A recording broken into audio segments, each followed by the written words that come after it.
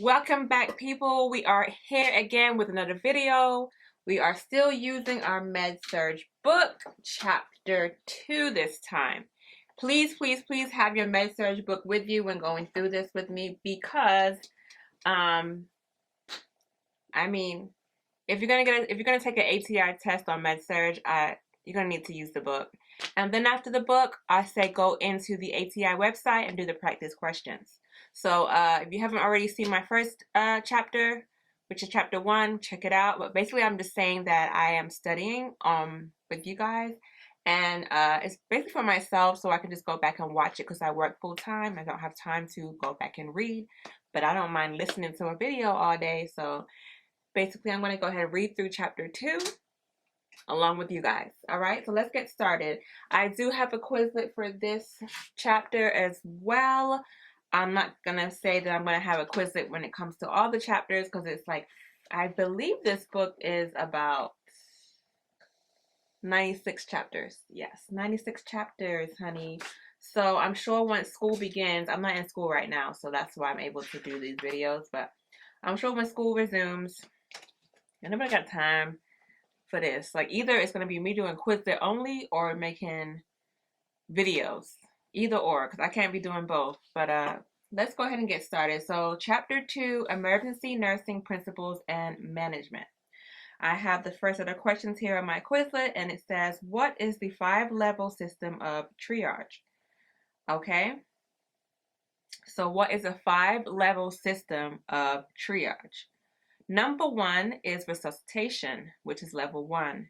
Require immediate treatment to prevent death. 2, emergent. 3, urgent. Level 4, less urgent. And 5 is non-urgent, is non-life-threatening. It requires simple assessment and care. So that's the 5 levels of triage. 1 is the main one, resuscitation, trying to bring them back to life. And this is to prevent death, right? All right. So how do you perform cardiopulmonary resuscitation? So that's CPR, okay? Cardiopulmonary resuscitation is, in short, CPR. The 3 basic parts of CPR are easily remembered as CAB. C is for compression, A is for airway, and B is for breathing. C is for compressions. Chest compressions can help the flow of blood to the heart, brain, and other organs. So I put here, you have to, in order to do this, you have to know the procedure on how to perform CPR. And they have it in a written dialogue, which I'll go ahead and state. It says, pinch the patient's nostrils closed and assist in an upright seal. Put the mouth completely over the patient's mouth. After 30 chest compressions, 1, 2, 3, 4 to 30, you're going to give 2 breaths in their mouth. Give each breath for approximately 1 second with each force to make the patient's chest rise. Now, in order to get into nursing school, you definitely have to take a CPR class. If you haven't, just take it anyway. As future nurses, you want to be well knowledgeable in that area because, you know, you can save somebody's life. All right. Why is clothing always removed during CPR? And this is just to assess for injuries, okay? What does the mnemonic A, B, C, D, E stand for? So in the Surg book, they have a mnemonic A, B, C, D, E, and it has a, it stands for something, right? Now, as we know, as future nurses, if you are taking the first semester of nursing school, or if you are taking the first semester of nursing school, you will learn that A, B, C is for airway, B is for breathing, C is for circulation. And that is the main priority of all patients. If that is compromised, it's a big problem. That supersedes anybody else that you're going to take care of, all right? So that's how you delegate each patient. But here we have D and E as well. So let's say what they stand for. A, of course, is for airway. B is for breathing. C is for circulation. D is for disability.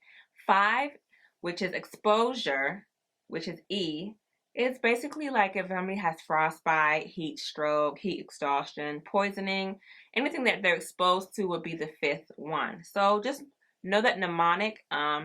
And of course, for prioritization, like which patient would you see first? A, B, C, D, E. Airway, then the breathing, then the circulation, then the disability, and then the exposure. All right, so a rapid assessment of life-threatening conditions is known as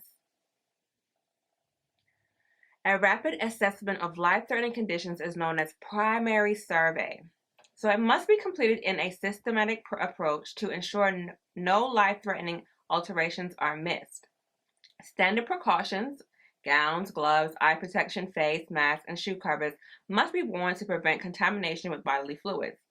And it says here, A, B, C, D, E principles guides the primary survey. So basically, it's an assessment, okay? And we're going to follow the A, B, C, D, E survey to assess our patient or figure which patient we're going to see first, right?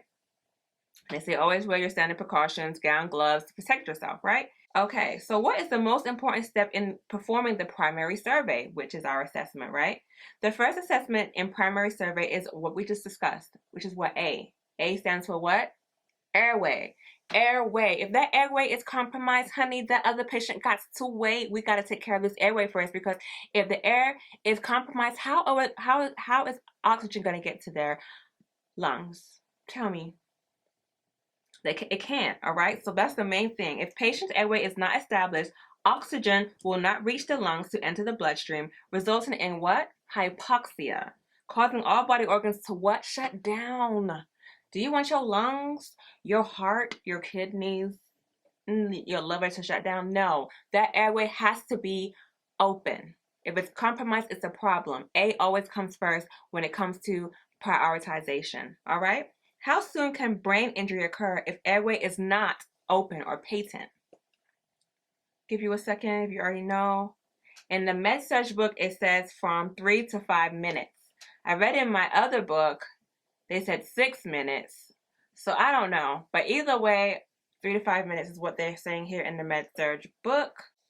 So that's big. You have 3 to 5 minutes to get oxygen to that brain. How soon can brain injury occur if airway is not patent? 3 to 5 minutes, guys. 3 to 5 minutes. So we got to have that airway open, patent, before that time frame, right? If we don't, we're going to lose brain cells. If we lose brain cells, then you might have a loss of one arm. This will be immobile. You know, the speech will be compromised. Mobility may be compromised. We don't want these things to happen, so we got to make sure we get to it as soon as possible. So what key factors can be assessed if the airway patency is lost? Let's say, okay, the person has lost their airway patency and it's blocked, all right? If the airway is blocked, what are you going to do? You're going to inspect for foreign body aspirations. Is anything blocking that airway? It's going to be like, is it a broken tooth blocking the airway? And then they could have a loss of pharyngeal muscle tone, and it can just close on them, and that can block the airway. All right. So and then 2, you're going to expect for fluid aspirations, vomitus, blood, because heart failure can lead to blood backing up into the lungs, right? So yeah, airway. Thinking of what can block it. Any kind of foreign material, a tooth, food. Then you're thinking of maybe it's the muscle messing up. Maybe they have lost a pharyngeal muscle tone. The muscle's just closed in. Or we're thinking, okay, what else could be blocking? Fluid, liquid, right? Aspirations from the stomach content, blocking the airway. Also, then let's say the heart's not pumping that blood around the body. It's getting backed up into the lungs. The lungs will not come up to the airway and block that as well. All right? Okay, so we got that in our mind now. What should be done if a patient is unresponsive without suspicion of trauma? So basically, they're not responding to you. Like you said, wake up, they're not responding, but you don't see any kind of trauma going on. They're not hurt, right? But they do have an airway obstruction. So if they have an airway obstruction, you follow a specific maneuver. And if they do have so basically, if they have an airway obstruction, if they have a spinal injury, you will choose one maneuver. If they don't have a spinal injury, you'll choose another maneuver. So if they do not have a spinal injury, but have an airway obstruction, we're going to use the head tilt chin maneuver. And it says stand at the head of the client, place the hand on forehead, and place the other hand underneath the chin. Head should be tilted while chin is lifted upward. And so basically, when you're doing CPR, because obviously this is just to get the air to the lungs, correct? The patient is unresponsive, do not have any suspicion of any trauma, no spinal cord injuries.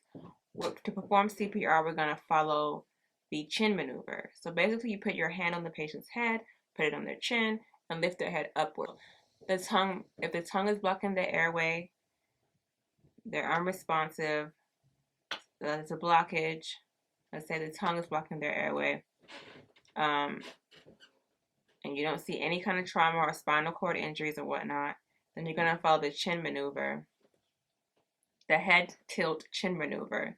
And you're going to put your hand on the top of the head and on their chin, and you're just going to push their head back like this, chin up. When you put the chin up, it lifts that tongue from the laryngopharyngeal. The what? It lifts the tongue from the laryngopharynx. All right, so that's that. Now let's say you see the person is unresponsive, but they do have trauma and they may have a spinal cord injury. There's another way you will go ahead about performing the CPR. So if somebody fell, then you want to do this maneuver because obviously they might have had trauma and they might have spinal cord injury, right? So what we're going to do is we're going to use our use both hands on either side of the client's head, locate connection between the mandible and the maxilla, and then just lift the jaw up. Lift the jaw up without moving the spine, cervical spine. So you just lift that thing up, and that will lift that tongue off of that laryngopharynx, if I'm saying it correctly. Yes, laryngopharynx, and open up their airway.